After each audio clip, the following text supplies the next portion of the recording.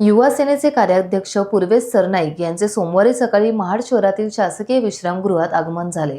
दरम्यान युवा सेनेचे नेते विकास गोगावले यांच्यासह पदाधिकारी तसेच कार्यकर्त्यांनी फटाक्यांची आतिषबाजी करत पुष्पहार घालून सरनाईक यांचं जंगी स्वागत केलं। या प्रसंगी युवा सेनेचे पदाधिकारी, कार्यकर्ते, महिला पदाधिकारी हे मोठ्या संख्येने उपस्थित होते।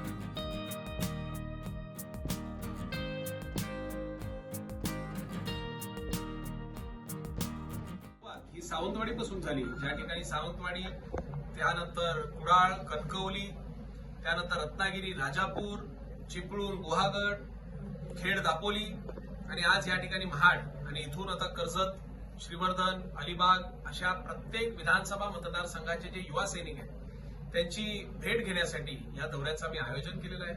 खरं तर ह्या सर्व युवा सैनिकांचे आभार मानण्यासाठी मी स्वतः ह्या पक्षाचा कार्याध्यक्ष म्हणून ती माझी जबाबदारी आहे आणि त्या निमित्ताने मी सर्वांचे आभार व्यक्त करण्यासाठी, युवा सैनिकांचे अभिनंदन करण्यासाठी मी संपूर्ण महाराष्ट्रामध्ये या दौऱ्याच्या निमित्ताने फिरत आहे।